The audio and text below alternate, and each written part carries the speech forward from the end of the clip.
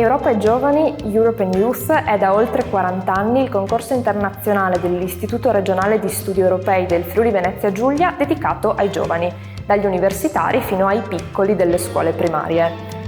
Il bando proponeva come ogni anno 12 tracce differenziate per età e grado scolastico, incentrate sulle principali sfide ambientali e sociali del nostro tempo, dall'inderogabile emergenza climatica al confronto tra gli anni ruggenti del secolo scorso e il prossimo ventennio, che ci spingerà a ripensare tutto il nostro modello economico e sociale, ma anche scelte alimentari sostenibili, politica fiscale, mobilità urbana, fino alla difesa dei libri e dei luoghi della cultura.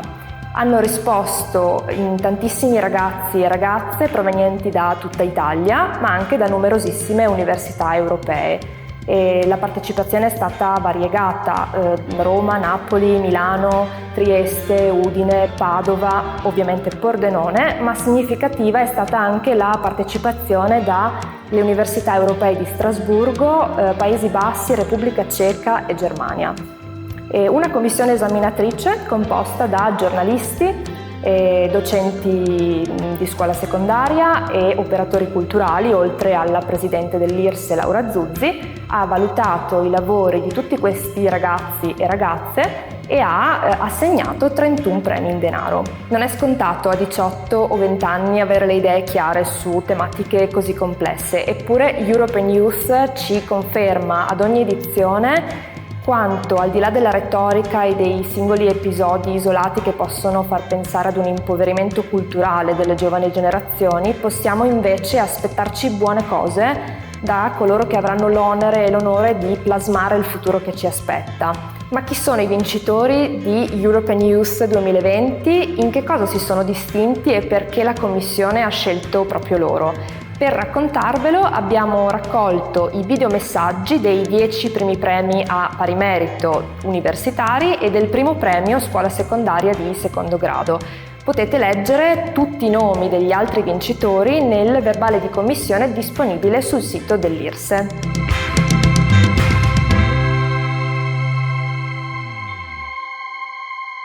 Quello che mi ha da sempre affascinato dei parallelismi storici sono le lezioni e le ispirazioni che se ne possono trarre per guardare con fiducia e speranza al futuro. Questa traccia mi ha dato un grande stimolo per riflettere su questo presente complicato dal punto di vista sociale, economico e politico. E nel riflettere sul capitalismo, sul sistema economico e sociale del liberalismo, ho capito e mi sono ulteriormente convinta dell'importanza di sapersi porre le giuste domande e nella necessità di esigere di volere fortemente come giovane europea un futuro orientato alla sostenibilità ambientale, sociale ed economica.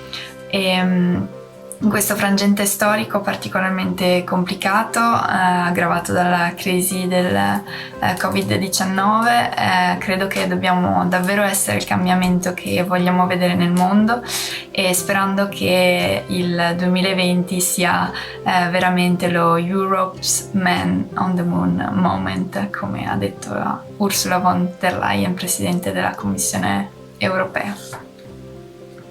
Buongiorno. Ho scelto la traccia sul confronto tra gli anni 20 e il Novecento e i prossimi anni per tentare di offrire una lettura delle analogie tra i due periodi in prospettiva storica che, a mio avviso, consente di cogliere degli spunti di riflessione per comprendere tematiche estremamente attuali come l'affermazione di correnti politiche nazionaliste, lo sviluppo di nuovi mezzi di comunicazione di massa e la perdita di centralità dell'Europa nello scacchiere internazionale in favore di altre potenze. Credo che una risposta possibile alle nuove sfide globali in grado di portare ad una rinascita dell'Europa possa essere il Green Deal, che tenta di contrastare uno dei problemi più sentiti del nostro tempo, il cambiamento climatico, che l'Europa può cercare di sfruttare per creare nuove opportunità anche dal punto di vista della riconquista di un ruolo di primo piano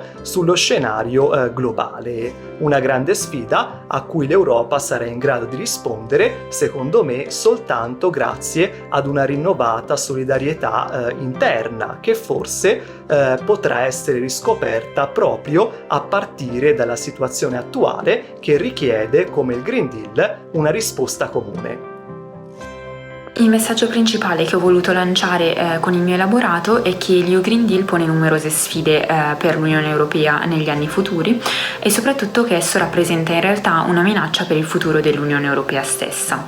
Infatti oggi i cittadini europei e soprattutto i giovani hanno molto a cuore le tematiche ambientali. Di conseguenza, se entro il 2050 gli obiettivi molto ambiziosi dell'EU Green Deal non venissero raggiunti, questo porterebbe i cittadini a sentirsi delusi e questo rafforzerebbe il sentimento di distacco che è già presente tra i cittadini europei e che nel lungo termine potrebbe portare al fallimento del progetto europeo stesso. In secondo luogo, nel mio elaborato ho sottolineato come l'EU Green Deal non sia semplicemente un insieme di decisioni e azioni che vengono svolte a livello istituzionale e che hanno anche bisogno di un adeguato supporto economico. L'EU Green Deal è infatti un processo in cui ogni singolo cittadino è coinvolto. Da un lato perché i cittadini possono oggi andare ad influenzare il processo decisionale anche per quanto riguarda le politiche ambientali a livello europeo. Dall'altro lato perché ogni cittadino può ogni giorno nella propria vita quotidiana fare delle scelte che siano sostenibili e che vadano quindi a rafforzare gli obiettivi dell'EU Green Deal.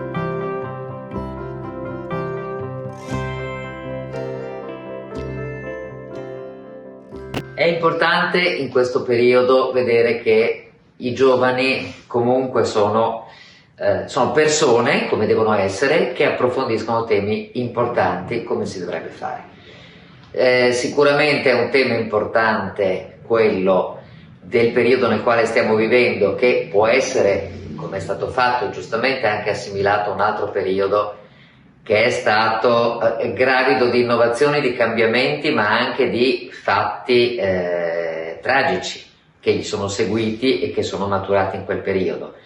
Io non credo che in Italia sia in pericolo la democrazia, credo però che sia in pericolo l'Europa, perché o l'Europa fa l'Europa o, se rimane una somma di egoismi, difficilmente riusciremo a convincere coloro che hanno convinzioni anti-europeiste della necessità di avere Europa.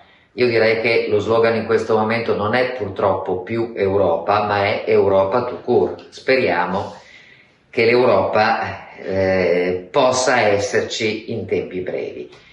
E non credo assolutamente che siano in pericolo, che sia in pericolo la democrazia, che siano in pericolo le democrazie in Europa. Credo che ci sia una situazione ancora peggiore, che ci sia un imbarbarimento non già della politica, c'è, ma abbiamo tutti gli anticorpi necessari per difendere la democrazia, non mi preoccupa questo. Mi preoccupa invece l'imbarbarimento culturale, questo sì, l'imbarbarimento culturale che è continuo e ne abbiamo avuto due esempi orrendi negli ultimi giorni.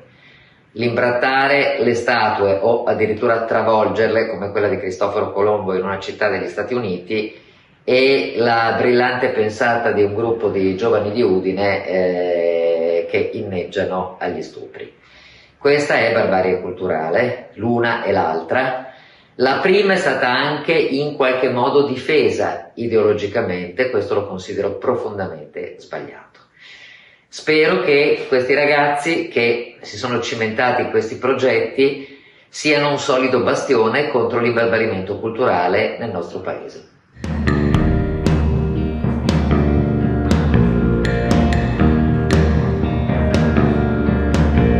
Secondo me, per diminuire l'impatto del riscaldamento globale è necessario ovviamente diminuire il consumo di carne e aumentare il consumo di cibi basati su vegetali.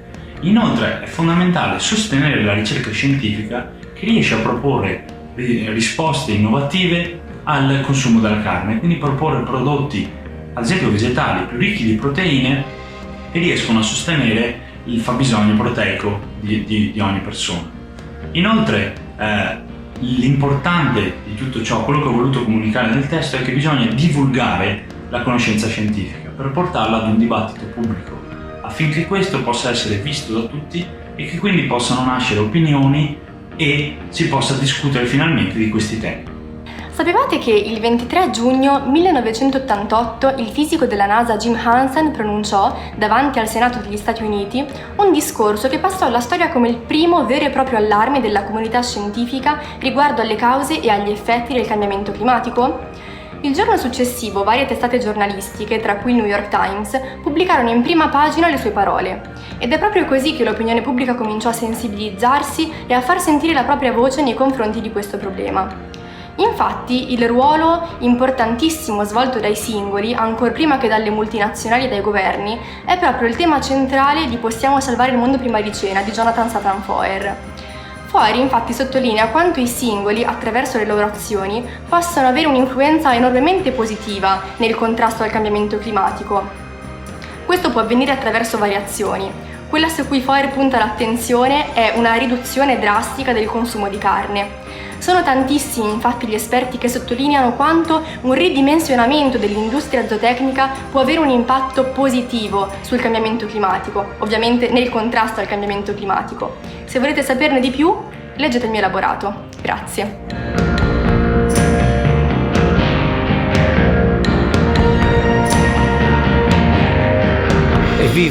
Evviva l'IRSS, evviva i ragazzi che hanno partecipato a questa splendida iniziativa che come fondazione seguiamo da parecchio tempo con affetto e grande attenzione. Ancor più quest'anno, visto che si colloca in un momento in cui tutti noi stiamo cercando di prendere le misure di quello che auspichiamo possa essere presto la nuova normalità. Ma queste misure le stiamo prendendo con la certezza che di sicuro quella normalità avrà due parole chiave, due password d'accesso, che sono sinergia e sostenibilità. Sono due parole impegnative, sono due parole che non possono essere solamente annunciate, sono due parole che pretendono di essere trasmesse e trasferite in azioni. Sono due parole che a me piace definire due parole giovani per i giovani. Sono due parole dedicate alla vostra energia, alla vostra voglia di fare, alla vostra voglia di continuare a chiedere occasioni per essere messi alla prova. Ed è questi temi che noi abbiamo visto emergere dalle vostre tesine. È proprio il fatto che voi abbiate ben presente questi riferimenti ci dà una grandissima speranza e ci fa schierare tra i vostri tifosi più convinti e i sostenitori più affezionati che possiate avere. Buon lavoro e grazie di tutto.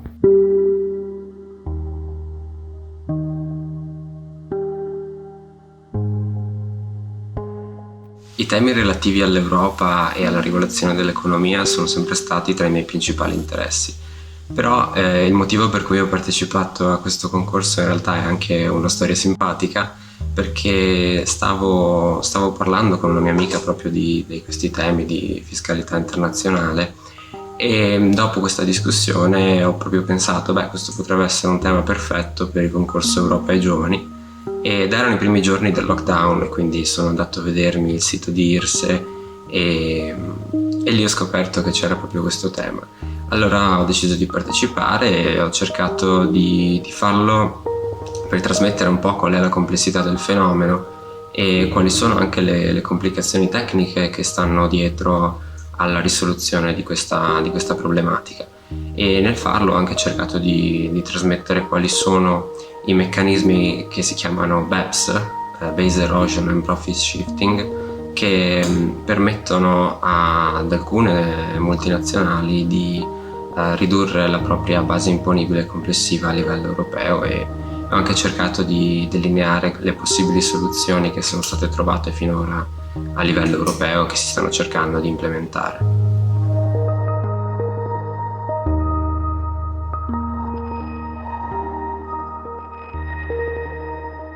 Buongiorno a tutti e a tutte, porgo un saluto affettuoso alle studentesse e agli studenti partecipanti e mi complimento con i vincitori e le vincitrici di questa edizione del concorso, un concorso che centra perfettamente i temi più scottanti da affrontare per una riflessione sull'attualità e sul futuro che oggi si fa ancora più particolare in virtù dell'unicità del momento che stiamo attraversando. I giovani rispondono ancora una volta con competenza, con capacità, analisi e passione, fornendo spunti interessanti anche per chi amministra la cosa pubblica. Dunque a tutti va il mio grazie e l'invito a guardare al futuro con determinazione, consapevolezza, coraggio e fiducia.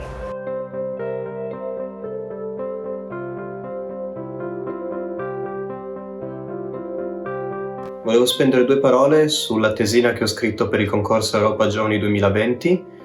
È un testo che racconta della micromobilità nella città dove studio e vivo attualmente, ovvero sia Monaco di Baviera in Germania.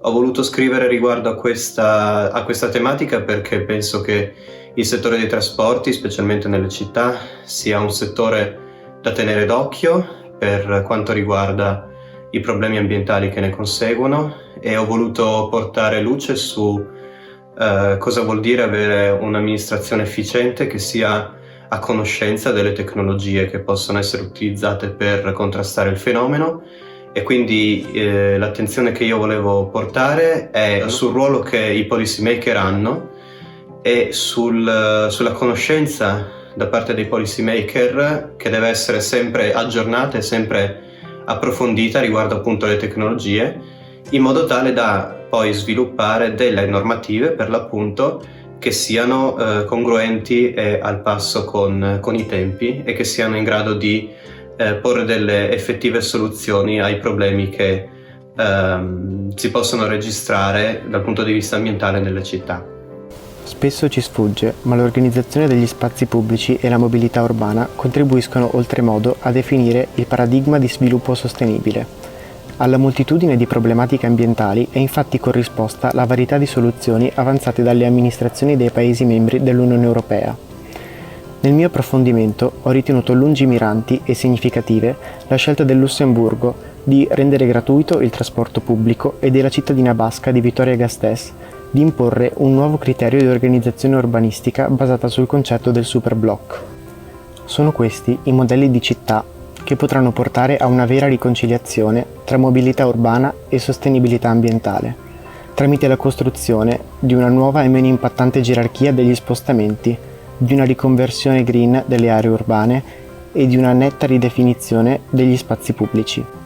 Questa profonda trasformazione del tessuto sociale e urbano dell'Unione Europea dovrà edificarsi, a mio avviso, su un incessante e proficuo confronto tra istituzioni e cittadinanza, su una convergenza di intenti all'interno del processo decisionale che possa dimostrare una condivisione di responsabilità e di diritti.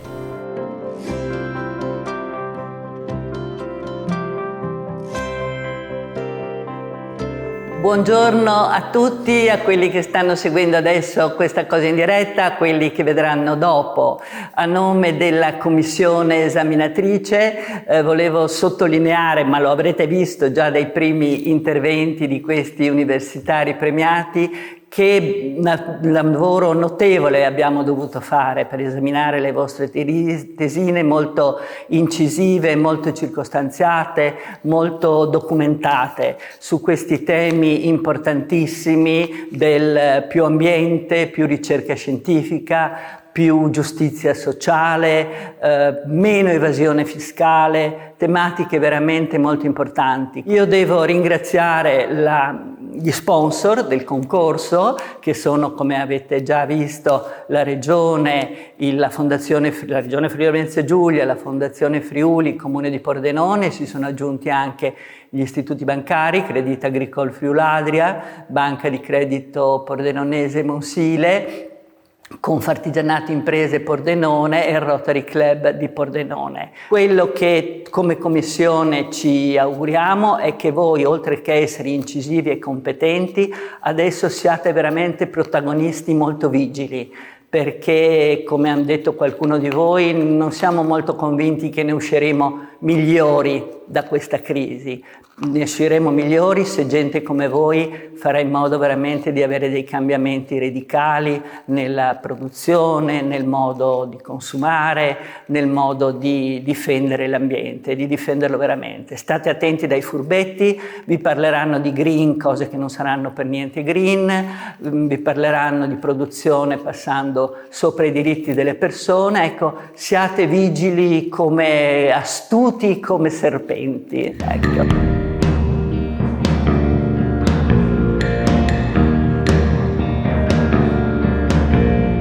Ho avuto modo di riflettere sull'argomento partendo dal libro Il capitalismo della sorveglianza della sociologa americana Shoshana Zuboff. La studiosa mette in luce i meccanismi di sorveglianza dei nostri dati personali, di previsione dei nostri comportamenti e anche modifica di essi da parte di soggetti interessati. Alcuni eventi degli ultimi anni, come la Brexit o l'elezione di Trump, hanno dimostrato che anche a livello politico i nostri dati possono essere utilizzati per indirizzare le nostre scelte politiche. L'Unione Europea, d'altro canto, si dimostra ancora una volta un baluardo nella tutela dei nostri diritti, in particolare il diritto alla privacy. Un esempio di ciò è l'approvazione del GDPR nel 2016 da parte del Parlamento Europeo. Tuttavia c'è ancora molta strada da fare e l'Unione Europea dovrà collaborare sempre di più con la società civile e le istituzioni accademiche per sviluppare nuove modalità e ripensare un futuro digitale in cui i nostri diritti siano tutelati e soprattutto le nostre scelte siano libere, in particolare a livello politico, affinché il nostro futuro non venga deciso da un algoritmo e chi dietro di esso si cela con fini manipolatori.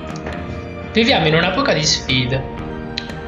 L'epidemia di coronavirus ha riportato al centro del nostro dibattito politico la riflessione sulla privacy. Quello sul corretto utilizzo dei dati personali però non è un dibattito nuovo, anzi, è un dibattito ricorrente, che ancora molto spesso però viene affrontato con superficialità.